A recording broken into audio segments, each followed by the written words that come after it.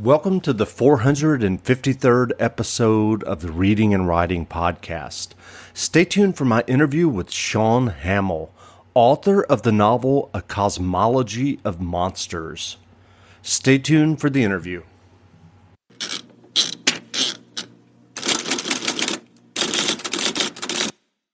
Welcome back to the Reading and Writing Podcast. My guest today is Shaun Hamill, author of the novel A Cosmology of Monsters. Shaun, welcome to the podcast. Thanks for having me. Great. If someone hasn't heard yet about your novel, A Cosmology of Monsters, how would you describe them? I guess I'd call it a family saga, a coming-of-age novel with horror or weird fiction elements. Tells the story of a family running a haunted house over the course of about 50 years, and the monsters that actually haunt, the very real and figurative monsters that haunt that family. And do you remember the original impetus or idea that led you to write A Cosmology of Monsters? Yeah, there were actually a couple. So I always knew I wanted to write like a big family novel in the tradition of Meg Wolitzer or John Irving or Jonathan Franzen or whoever. And I originally thought it was going to be a novel about a family running a youth hostel in New Mexico, because I'd gone to a youth hostel in New Mexico and I was really charmed by the people running it. But a few years later, I was taking a tour of a haunted house that was supposedly out of season. And one of the employees was actually hiding in one of the sets to scare the crap out of me. And that kind of sparked something in my head about who are the people who work in these places? What are their lives like? And then eventually the two ideas just melded together and I realized the family business should be a haunted house. And everything grew organically out of that. It wasn't originally meant to have supernatural elements. Those came in naturally as the story unfolded. It was originally supposed to be a naturalist or realist novel that dealt with horror only in a metaphorical way, but the literal horror actually started creeping in and it made the book much better. So I just went with it. I know that there is a Lovecraft connection to A Cosmology of Monsters. I'm curious, why do you think Lovecraft has remained such a figurehead in American horror fiction? I think a lot of Lovecraft's current prominence can be attributed to the generation of horror, and this is anecdotal. I don't have the specific data to back this up, so this is just me guessing. You could, if you look at like the horror writers who were coming into their own in the 70s and 80s, the Stephen King, Clive Barker, Peter Straub, they talked about Lovecraft a lot. I remember reading Dance Macabre, Stephen King's nonfiction book about the horror genre as a kid, and that was the first place I heard about Lovecraft, actually. So I think that there was this sort of, at least for casuals, I think for hardcore horror aficionados, they've always known about Lovecraft. But as far as more mainstream audiences, which I would consider myself somewhere on the spectrum between the two, I feel like that might be where a lot of it comes from. And also the rise of the publication of those Penguin Classics editions that S.T. Joshi edits of the Lovecraft oeuvre. I think that those definitely have it. And I think that there is something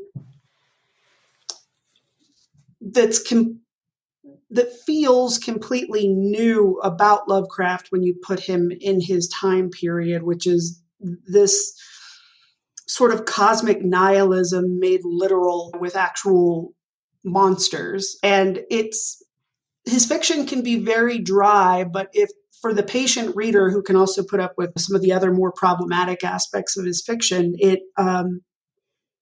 I feel like it's very rewarding once it actually gets to the meat of the story, which is usually a series of revelations in Lovecraft. The plot of a Lovecraft story is about learning something or finding something out, getting a peek beyond the veil. And the language, the way it's written, it's still really good. Even though storytelling technology has advanced in the last 100 years, I think that his best prose still holds up and has real power. Do you remember the first fiction that you ever wrote? Yeah, I was probably in fourth grade in Texas, they used to do, or at least in the Dallas Fort Worth area, they used to do something called Young Authors Day, where they would bring in blank books and basically all the kids were supposed to write and illustrate their own book. And that was, so me doing my book for my class assignment actually unlocked something. I knew that I'd always, loved stories, but I thought I was going to be a comic book artist. But when I got done with my book, I was 10 years old, I realized that the pictures weren't very good, but everybody in my class really liked the story. And so I was like, oh, okay, this is my lane. And that's where I stuck after that. And so what was the writing journey that led you to writing and getting A Cosmology of Monsters published? So throughout high school, I wanted to be a filmmaker. So I wrote a lot of screenplays, but once I got into college, I got a lot more. I had a really good creative writing teacher. Specifically, I had a lot of good creative writing teachers, but specifically one who was teaching an advanced fiction course.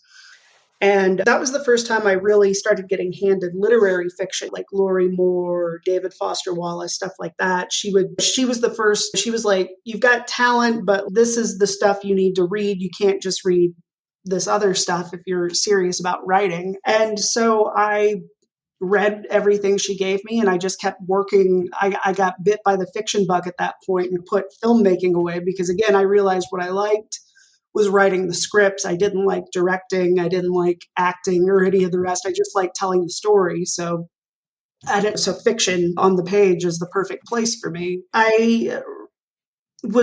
So when I finished college, I tried to apply to MFA programs right away, but I didn't get in anywhere. And then I kept writing. I was the reader, a part of the reading committee for the Catherine Ann Porter Award, which UNT gives out, University of North Texas, gives out to a book of short fiction every year. So I spent years reading slush piles of really good books of short stories. And I was also a reader for Carve magazine for a while after they published my first short story. And all the while, my then wife was finishing school. So when she was done, I had actually finished a novel. And I, at that time, had an agent for that novel. And I applied to MFA programs again because she was done. And I actually got into a couple, one of which was the Iowa Writers Workshop, which, of course, as soon as, at least for me, you get the call from Iowa, you go to Iowa. It doesn't matter who else calls. So I packed up my life in Texas, where I'd lived since I was like 3 years old. And we moved across, the country. And that novel that I had written, and that agent left the business, and the novel had already been out, so it had a stink on it. And that meant it wasn't going to be an easy sell. So I knew I needed to write something new. And my first semester, I was in a workshop with a professor who only wanted to do short stories. And so I wrote a short story about a married couple breaking up at a haunted house where the husband works. Basically, he's dying. She's come of a brain tumor that's caused a personality change. And she's come to bring him home to die with his family because he's basically run away to just do what he wants for the last few weeks or months, however long he's got left. And my professor wasn't a big fan of the story. He actually hated it. He told me to dump the haunted house and replace it with the family like building a boat or something. I didn't do that. But the other thing he said was that he didn't believe that these characters had ever loved each other, that they ever cared about each other, that they were actually parents, because the kids were in the story as well. And that advice I did take to heart, and I let it sit for a little while and thought about it and did some other stories that professor liked better. But in the back of my head, I'm trying to figure out, what am I going to do about this haunted house story? And what I realized was, okay, up the heart, keep the haunted house. And, oh yeah, this is your family business novel. That's when those two ideas collided. And so it became my thesis. I worked on that for the rest of my time in Iowa. So from my second semester through my postgraduate year, I was working on a draft and signed with my second agent. And he took me on the strength of the half-finished manuscript at that point and helped me through the rewrites. The first draft was this massive brick that was like 220,000 words, and the final published book is about 100,000 words. So he helped me literally cut the book in half And it is the better version of the book. At least for me, I tend to wander down every blind alley whenever I'm writing a first draft and just explore everything. And then it takes me a little while to figure out, okay, if this can go, here's the actual heart of the story. And once we were done with our edits, me and my agent, he started querying editors, and we were lucky because we started getting interest right away. And that definitely was not a sure thing for this book. It was a weird book. It was hard to find an agent who wanted to take it on. So I assumed, and it was hard. Only about half of my teachers in Iowa were on board with what I was trying to do. The rest were, I don't know what to do with this. Although my classmates were very encouraging and seemed to understand it and like it. But I definitely had a feeling going in, this is going to be a tough book to sell because it's not really scary enough for the hardcore horror crowd, and it's not really literary enough for the New Yorker crowd. We started getting interest right away from editors, and I was lucky enough to have the book go to auction because there were a few different editors who made offers on it. And I got to pick my favorite editor out of everyone I talked to. I got to make a choice of who I wanted to work with. And everything from there was just editing and the publication process. I was shocked that the editors started getting back to us so quickly after they requested the manuscript. Usually you wait a few weeks to hear back, and usually the answer is no. But in this case, we started getting questions about having phone calls. Like, I think he sent it on Friday, and by Monday, there were people trying to schedule phone calls. So it was, wow. It was pretty. Yeah, that's impressive. So what was your MFA experience like? You mentioned some of the professors didn't really understand the book you were working on. What was your overall experience like? I learned so much. It was very stressful for me. And I wouldn't put that on the program or the faculty. I think that a lot of it is just my own anxiety and insecurity. And for the first time in my life, growing up in Arlington, Texas, I hadn't really been around. There's some culture and some writers based in the area, and I'd gotten to interact with them some, but I hadn't really been at that Iowa level before. And suddenly I'm in a classroom with people who are younger than me, for one thing, because I went in my 30s, and a lot of these people came in right out of their bachelor's degree. So I'm in there with 23 and 24-year-olds who just came out of like Harvard and Brown, and I'm 31 years old, feeling old for the first time in my life, and not the teacher's pet. So always, but So it was very shaky, especially the first 6 months. But once I found cosmology and kind of decided, there was something about it that felt like right. It was like, okay, I found my voice. I found the book. I'm the story I want to tell. And having a couple of professors, particularly Paul Harding, who wrote Tinkers and Enon, was a guest professor for 2 semesters while I was there. So I got to work with him for an entire year. And Paul was a huge help in helping me understand the sort of the continuum of genre and literary, which he seemed to understand very well. Like he got what I was trying to do and liked it. And so that helped me power through a couple of other classes where the instructors weren't as sure. It wasn't as much their cup of tea, or they didn't enjoy it. And that I think that all of that is a positive thing, or it can be. I know a lot of people who leave their MFAs and then never write again because they get broken by it, essentially. But if you're lucky, meet the right people, or to go maybe a little bit older whenever I did, I think that might have helped. What it actually does is it ends up strengthening your own personal aesthetic, because you have to be able to weather people's opinions without them breaking you, essentially. You have to grow a thicker skin and be able to brush off. It still stung whenever a teacher didn't like what I was doing or just dismissed it, but it didn't deter me. I just kept plodding on. So I think in that way it was very strong. And just in terms of reading other really gifted writers' stories and novels just for 2 years straight, and seeing the different problems that come up. And I think you really learn more from workshopping other student stories than you learn from your own workshop, actually, because when you're in the hot seat, it's really hard to, or at least for me, it's really hard to not get emotional or distracted or take things too hard and look at it really coolly and analytically like you can a classmate's story. And so I wouldn't trade it for anything in the world, but it was also very trying and testing. But it also bore fruit in this book that...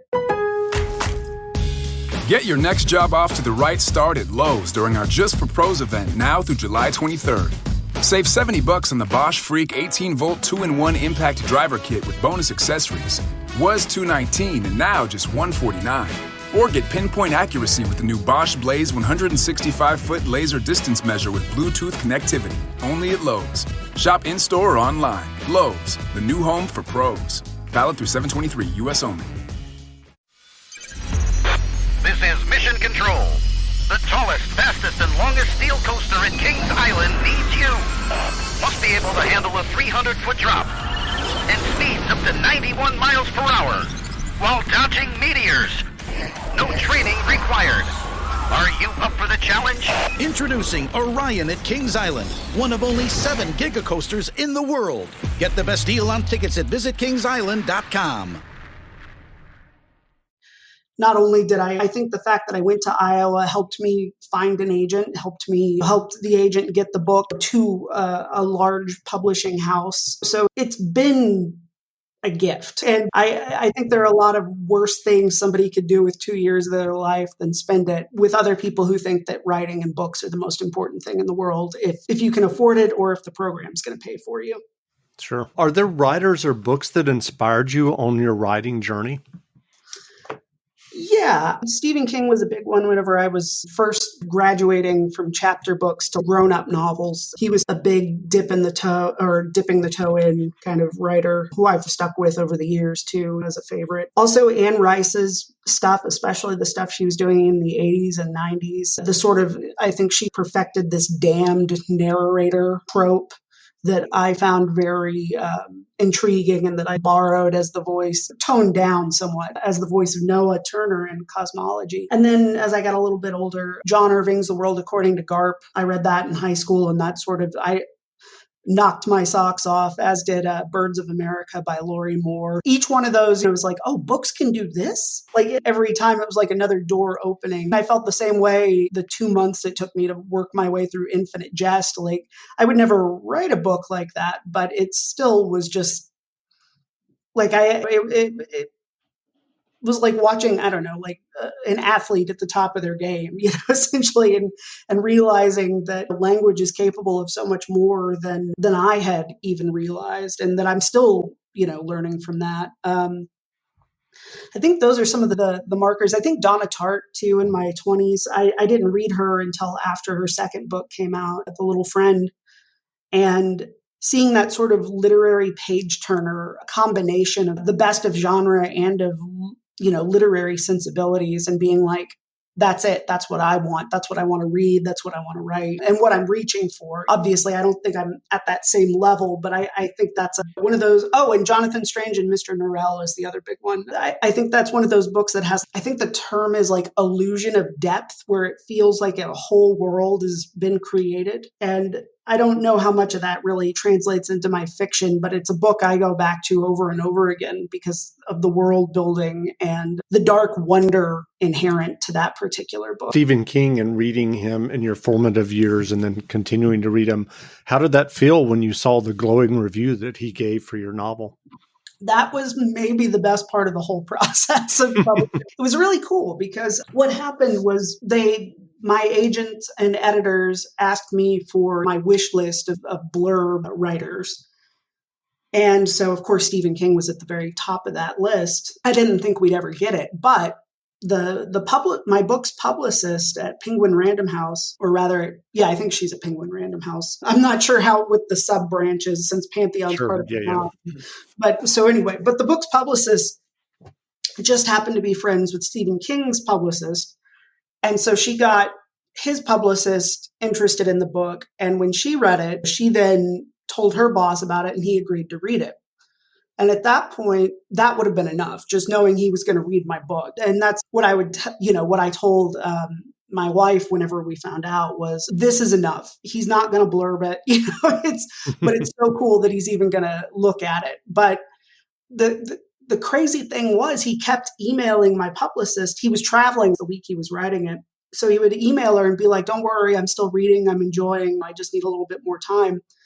And so, I'm starting to think, okay, maybe this is going to happen. And then I was at work and I got the email on my phone that had the blurb in it. And so I opened the email. I'm just standing in the middle of the office, just in the middle of traffic, essentially human traffic, rather, reading this thing. And then I walked into my office, shut the door, sat down, and just cried for a minute because I couldn't believe, it just felt, it was such an overwhelming thing. And that was the very first blurb that we got, actually. And so it was like this wonderful benediction to start the publication process with, from the storyteller who I've returned to again and again for comfort, for guidance on how to tell particular types of stories, for just who I've loved so much and for so long, give that blessing, was really cool. That's wonderful. So are you working on another novel now? Yeah. I'm almost finished with the second draft of a new book. I'm almost at 100,000 words, hopefully. I don't think this draft's going to be 220,000 like cosmology. I've learned a little bit. So I figure after this draft, I'll probably polish it up and then send it on to my agent. And hopefully I'll have more to report later this year. Great. What writing advice would you offer for those who are working on their own stories and novels? I'd say, if you can, try and get on the reading committee of an award or a literary journal, especially if you're first starting out, because you will start to notice patterns in your own attention, how it wanders when it's kept. You'll learn more about writing from doing something like that than you will from just about any class, just hour after hour put in reading other people's work. And you start to notice okay, there are a lot of stories being written right now about, I don't know, divorce or whatever. So maybe don't do the divorce story right now, or if you're going to do it, do something interesting with it. I think a lot of what beginning writers don't understand is the current publishing scene, because they have their favorite books, or at least I didn't. So I wasn't current on my reading. And it wasn't until I had that professor who started giving me more recent work and putting me on that committee that I started to see, oh, okay, this is what people are doing right now. This is what agents and editors are looking at right now. And so I think getting familiar with the market is always a good thing. The other thing, obviously, read a lot, write a lot. If you can take a class, that's good. If not, if you can find a writer's group, other people to just spending time with other writers, other people who think that writing is important is a big deal. And also just try and read as much as you can, even on your own. That's the thing. Reading is basically a second job for me at this point, which is, it's a wonderful job to have, but it's between professional obligations and also just my reading for pleasure and my own research for my next book. It's just know you're signing up for basically a second full-time job, but if you love it enough, you won't mind too much. And on that note, what novels or nonfiction books have you read recently that you enjoyed? Oh, God. So it's a little, when will this go up? Probably in the next couple of weeks. Okay. All right. That's fine. The reason I'm saying that is I was on the jury for the Bram Stoker Awards for the novella category this year, so I didn't want to put anything on blast. I think the list goes live in 10 days, so I can talk about it a little bit. Actually, yeah, I've been reading a lot of novellas because I had the privilege of being the chair of the long fiction jury for the Bram Stoker Awards this year. And so I've read a lot of really, I think the novella is such an interesting form, and it's one I'd like to conquer. But as far as what I've been reading, I just finished True Crime by Samantha. I'm going to mispronounce her last name. I want to say it's Kolesnik. Let me look here. Sorry. Mm-hmm. Kolesnik. Yeah, I really enjoyed that. As far as novels, I really enjoyed The Brightlands by John Fram, which came out last year, Block 17 by Kamiko Guthrie, The Return by Rachel Harrison, Clown in a Cornfield. I don't read a lot of YA, but I really loved that book by Adam Caesar, I think. I may be mispronouncing Adam's last name. So that's the sort of I'm trying to think of the other novellas. I should have come with a list. This question always comes up and I always draw a blank. Okay. Exhalation number 10 by A.C. Wise was another one I really loved. And of course, Night of the Mannequins by Stephen Graham Jones. Best of Both Worlds by S.P. Miskowski. There's so much good stuff happening in horror right now, both at the big five or big four now, but also in the indie presses. And it's really cool to be part of that scene and actually be able to have conversations with these writers on Twitter or when we're on panels together and stuff, and just be part of this larger community that's producing so much good work. In fact, so much that it can be a little overwhelming just trying to keep up. Sure. Where can people find you online if they want to learn more about you and your novel? I've got a website, ShaunHamill.com, which is, I don't update very much, but it's got links to a lot of press that I've done, and I'll add this to that list once it goes live. I'm also on Twitter. I'm at Shaun Hamill. You can find me on Facebook or Instagram. I'm most active on Twitter, but I try to keep up with the other two as well. So please feel free to reach out and say hi, especially if you liked the book. That always brightens an author's day, or any author probably loves hearing that you liked their book. So not just me, just putting that out there. It's never going to make a writer's day worse if you reach out and tell them you liked their book. Great. Well, again, we've been speaking with Shaun Hamill, author of the novel A Cosmology of Monsters. The novel is on sale now, so go buy a copy. And Shaun, thanks for doing this interview. Thanks so much for having me, Jeff. This was fun. Now, stay tuned for a brief excerpt from the audiobook of A Cosmology of Monsters by Shaun Hamill, read by Sean Patrick Hopkins. Available from PRH Audio, wherever audiobooks are sold.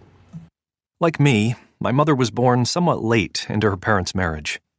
Unlike me, however, she reaped the benefits of being born to financially successful parents. Her father, Christopher Byrne, was a women's clothing buyer for Dillard's department stores and had a close personal relationship with William T. Dillard himself. Margaret didn't know her father well.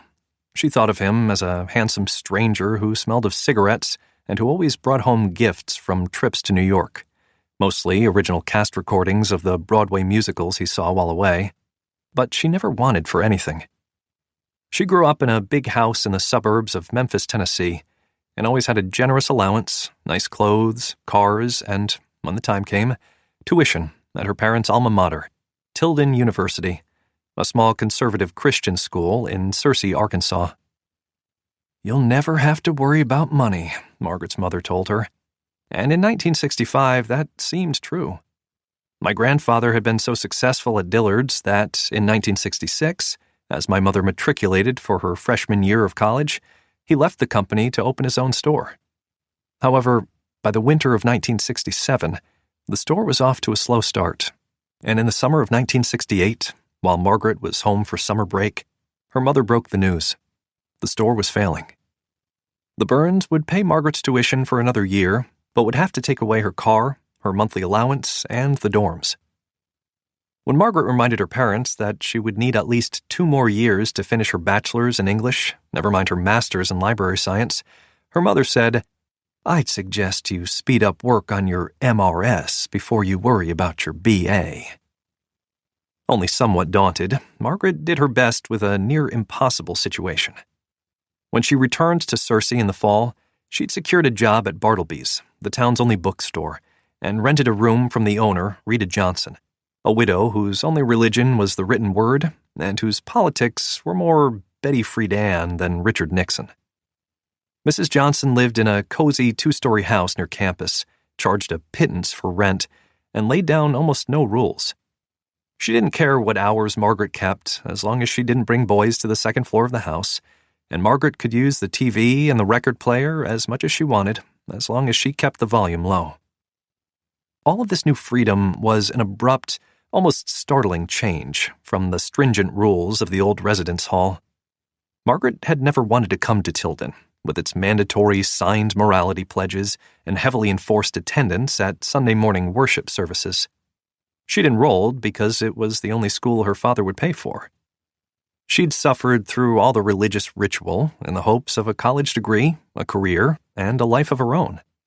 And now, living with Mrs. Johnson, she got her first taste of what that life might look like. Margaret loved her new quarters, her new freedom, and best of all, she loved the dim lighting and narrow aisles of Bartleby's. She loved stocking the new arrivals, setting up themed displays, and helping her customers, kindred spirits on the hunt for stories. The only burr in her work life was a young man named Harry, who came in maybe twice a week and asked her questions to which she suspected he already knew the answers. Who wrote Great Expectations? Where do you keep your biographies? He always thanked Margaret for the information, but regardless of what he claimed to be interested in, he would inevitably camp out on the floor in the science fiction section where he read books without ever buying anything. He looked young, about Margaret's age, and she assumed he must go to Tilden as well. She wondered how he found time to read so much and go to school. Also, if he went to Tilden, he could probably afford books. Why loiter? It got on her nerves, but whenever she confronted him about it, he replaced the unpurchased merchandise on the shelf, apologized, and left.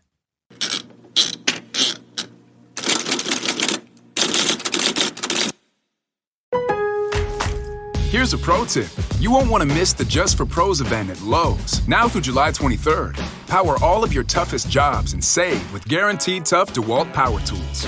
Take your pick of over 200 DeWalt 20-volt power tools and hit the job site with the hard-working tools you need.